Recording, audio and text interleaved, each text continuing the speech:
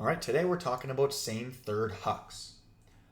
There is a common shorthand that we do not want to do a same third huck. But what does that mean and why is it a thing that we say? And really the key here is all about understanding catching angles. All right, so here we have a basic H stack. Okay, we have 3 handlers, H1, 2, 3, and 4 cutters, C1, 2, 3, and 4. So what do we mean by same thirds, or what do we mean by thirds? If we were to take 2 imaginary lines and divide the field, from top to bottom like this, you would have, each handler would have their own third. So H1 is in the same third as C1, and C2 is pretty much there. It's kind of borderline. H2 is in the same third as C2 and C3, and then H3 is in the same third as C4 and pretty borderline on C3. So when we say no same third hucks, we are saying that we don't want to have the thrower and the receiver originate from the same third. So therefore, H1 should only throw a huck to C3 and C4. H2 should only throw a huck to C1 and C4. And H3 should only throw a huck to C1 and C2. And why is that? It's because of catching angles. So first let's talk about what I mean by catching angle. If you have, here on the left, you have a cutter that runs straight at the handler who makes a straight throw, the center of the angle is going to be right here, and it is 180 degrees from the path of the cutter to the path of the throw. Okay, here in the middle, I have a demonstration of 0 degrees. If the throw goes directly above the cutter's head and he catches it in the straight line running with the disc, that'd be 0 degrees. And then here, the cutter and the handler meet at a 90-degree angle. Recognize that the cutter could have originated on the right side and ran left. So everything here applies both traveling to the left and traveling to the right.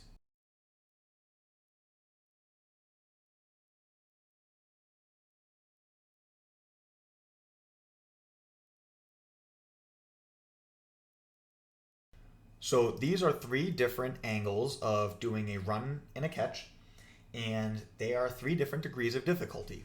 The easiest one to make is the 180 degrees. If you're just running straight at the disc that is coming straight at you, that is the easiest catch to make possible. Now the hardest catch would make sense that it would be 0 degrees. If the disc is coming directly over the top of your head, you are not able to run at full speed and see the disc coming in. So by the time you actually get to see the disc, you are unlikely to be able to adjust accordingly and make a proper catch. As always, frisbees have a fun way of flying, and it could just go right out in front of you and then just stop in midair and slowly drift down and you can run through it. But that is an unlikely situation. So we never want to have a 0 degree catch and throw. Now, if we go there in the middle, right, a 90-degree throw is also pretty easy to make. You can run at full speed and see the disc coming in when it's at 90 degrees. So how far can we go towards 0 before we can no longer catch it? Well, a 45 degree is still a good angle. Now, pay attention that when I say 45, it does not matter if the throw is straight or if the cut is straight and the other guy is going at an angle. It's still 45 degrees. So 45 degrees is still a good catching angle. I find that 35 degrees is about as tight as I'm comfortable getting before I can no longer see the disc come in while running at full speed. So let's take a look at some of our options here. If we have a huck going from H1 and he targets C3, if C3 were to come across and the throw went out straight, it would be about a 45-degree reception. And if they both went to the middle, that would be more like a 35-degree reception.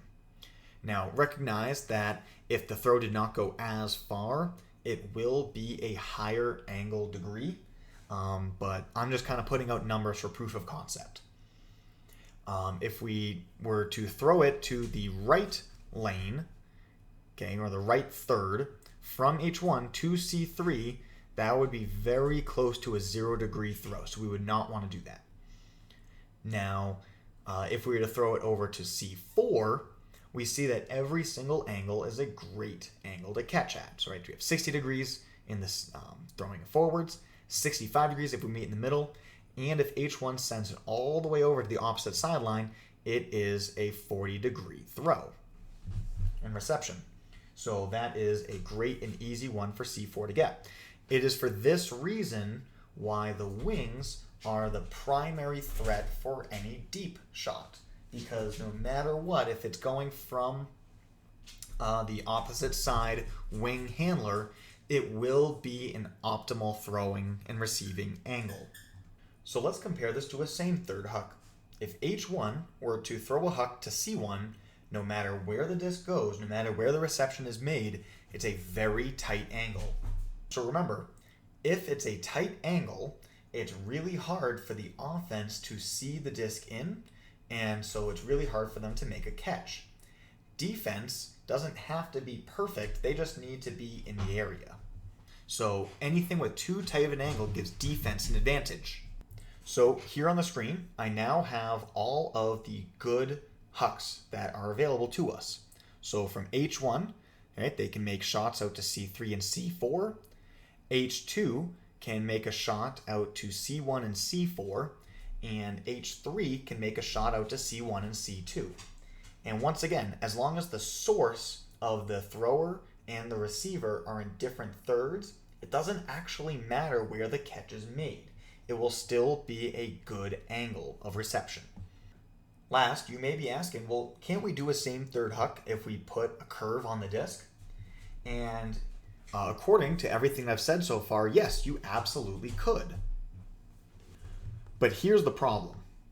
In order to have a good receiving angle on a throw, we need to have a ridiculous amount of lateral movement on the disc. Let's say that we have a 40-yard huck. It is 40 yards from the handler to the point of reception. Okay, in perfect conditions, the disc will spend half of its travel distance going out to the right and half of its travel distance coming back to the left. So therefore, we need to go from our 0 position all the way out in only 20 yards and have it come all the way back, and that's in another 20 yards. So the tightest angle that I'd be comfortable with is a 35-degree angle. And in order for us to do that, we would need to have 14 yards of lateral disc movement to have it come down at the proper angle. But that's the tightest, right? So if we're like always kind of close to getting 14, but we never quite hit 14, then we're actually coming in too tight. So to be safer, we'd want to be able to regularly hit 17 or 20 yards of lateral movement to get ourselves up to a 40 or even a 45-degree angle reception. This is incredibly hard to do. This also does not take into account that the flight path of these angled throws is going to come down a lot sharper and a lot harsher. So the catching window is actually a lot smaller. Whereas with a huck that comes in flat, you have a lot of play with where you want to cut in towards the disc, you want to chase it out a little bit longer, or you can adjust a little bit more. You don't need to be as precise in order to make it work. But because these curves will come in at a very harsh angle in terms of elevation, the window of opportunity for a catch to be made is incredibly small. And so it's a very low percentage play, and it's the whole time when the cutter is running, when the disc is going up towards its peak point, that angle is tighter than 35 degrees. So they can't actually see and adjust for the disc up until the last moments. And so if they need to drift a little bit left, they need to drift a little bit right, it's hard for them to know. Maybe they're overrunning it, maybe they're underrunning it. They won't know until the very last second. And so it's a very low percentage play, and it should not be done.